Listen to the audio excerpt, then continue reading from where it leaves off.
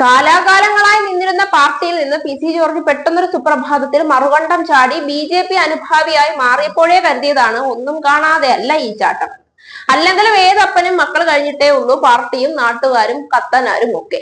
രക്തബന്ധത്തെക്കാൾ വലുതല്ലല്ലോ മരം ചാഞ്ഞ ബന്ധമൊക്കെ. P C ജോർജിന് അങ്ങനെ ലോട്ടറി അടിച്ചിട്ടുണ്ട്. ഒന്നും കാണാതെ മറുകണ്ഠം ചാടിയവനല്ല പി സി ജോർജ്.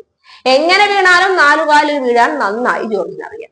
അല്ലെങ്കിൽ പിന്നെ ഇക്കണ്ട പ്രശ്നങ്ങളൊക്കെ ഉണ്ടായിട്ടും യാതൊരു കൂസലുമില്ലാതെ ഇറങ്ങിപ്പോരാൻ പി സിക്ക് അല്ലാതെ മറ്റാർക്ക് പറ്റും? കാക്കയ്ക്കും തൻകുഞ്ഞ് പൊൻകുഞ്ഞെന്നാണല്ലോ. ഇത്രയൊക്കെ കോൺഗ്രസ് വിട്ട് മറുകണ്ഠം ചാടിയപ്പോൾ പി സിയും ആഗ്രഹിച്ചുള്ളൂ. ആഗ്രഹിച്ച കാര്യം പതുങ്ങിയിരുന്ന് പുള്ളി അങ്ങ് ഒപ്പിച്ചെടുത്തു എന്ന് പറഞ്ഞാൽ മതിയല്ലോ. മോനൊരു നല്ല സീറ്റ്, അതും എത്ര രൂപ വേണമെങ്കിലും കള്ളപ്പണം വാരി എറിഞ്ഞ് ആരെയും ജയിപ്പിച്ചെടുക്കാൻ മാത്രം പിടിപാടുള്ള ബി ജെ പി പ്രസ്ഥാനത്തിന്റെ സീറ്റ്. കോട്ടയം തട്ടകമായിട്ടുള്ള പി സി ജോർജിന്റെ മകൻ ഷോൺ ജോർജിനെയാണ് ഇപ്പോൾ നിലമ്പൂരിൽ ബി ജെ പി സ്ഥാനാർത്ഥിയാക്കാൻ അവസാനഘട്ട ചർച്ചകൾ പുരോഗമിക്കുന്നത്. രാജീവ് ചന്ദ്രശേഖർ കേരളത്തിന്റെ ബി ജെ പി പ്രസ്ഥാനത്തിന്റെ അധ്യക്ഷനായി വന്നതിനു ശേഷമുള്ള ആദ്യ ഉപതെരഞ്ഞെടുപ്പാണ് ഈ നടക്കാൻ പോകുന്നത്.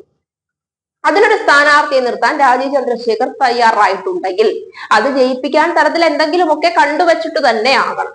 ചുളുവിന് സ്വന്തം വീട്ടിലൊരു MLA കസേര ഇട്ടാൽ എന്താ പി സി ജോർജ് കുളിക്കുമോ? അച്ഛനാടാ പറയുന്നേ പാർട്ടി മാറ് എന്ന് ഓതിക്കൊടുത്തതും ഇദ്ദേഹം തന്നെ ആയിരിക്കണം. കാരണം ഇനി കോൺഗ്രസിൽ കടിച്ചു തൂങ്ങി എന്നിട്ട് യാതൊരു കാര്യവും ഇല്ല എന്ന് എല്ലാവർക്കും നന്നായി അറിയാം.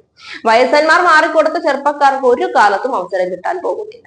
അതിനേക്കാളും നല്ലത് തീ കത്തുമ്പോൾ പുരയിൽ നിന്ന് കഴുക്കോലെങ്കിലും ഊരിയെടുക്കുന്നതാണ്. പി സിയും അത്രേ ചെയ്തുള്ളൂ, മകനോടും അത്രേ പറഞ്ഞു. നിലമ്പൂർ ഉപതെരഞ്ഞെടുപ്പ് ഇപ്പോൾ കത്തി നിൽക്കുകയാണ്. പഞ്ചായത്ത് തെരഞ്ഞെടുപ്പും അതിനുശേഷം നിയമസഭാ തെരഞ്ഞെടുപ്പും അടുത്തു വരുന്ന സാഹചര്യത്തിൽ നിലമ്പൂരിലെ ഉപതെരഞ്ഞെടുപ്പ് ഇടതു വലതു പക്ഷങ്ങൾക്ക് ഒരേപോലെ പ്രാധാന്യമുള്ളതാണ്. എന്നാൽ അതിനോടൊപ്പം തന്നെ കേരളത്തിലെ ബി ജെ പി അധ്യക്ഷനായി രാജീവ് ചന്ദ്രശേഖർ അധികാരമേറ്റതിനു ശേഷമുള്ള കേരളത്തിലെ ആദ്യ ഉപതെരഞ്ഞെടുപ്പ് എന്ന നിലയിൽ നിലമ്പൂരിലെ ഉപതെരഞ്ഞെടുപ്പിൽ മത്സരിക്കാൻ തങ്ങളുടെ സ്ഥാനാർത്ഥിയെ നിർത്തണമെന്ന കാര്യത്തിൽ ചർച്ച നടക്കുകയാണ് ബി ജെ പി പ്രസ്ഥാനത്തിന്റെ ഉള്ളിൽ. നിലവിലെ സാഹചര്യത്തിൽ നിലമ്പൂരിൽ ഒരു ബി ജെ പി സ്ഥാനാർത്ഥി നിന്നാൽ ജയിക്കാനുള്ള സാധ്യതയും ഇടത് വലത് സ്ഥാനാർത്ഥികൾ ആരൊക്കെ എന്നതും ഈ രണ്ട് പാർട്ടികൾക്കും നിലമ്പൂരിലുള്ള പിടിപാടും അടക്കം നിലമ്പൂരിലെ മുഴുവൻ രാഷ്ട്രീയ ചുറ്റുപാടും അറിയാനുള്ള റിപ്പോർട്ടർ ബി ജെ പി നേതൃത്വത്തിനോട് തേടിയിരിക്കുകയാണ് ഇപ്പോൾ രാജീവ് ചന്ദ്രശേഖർ.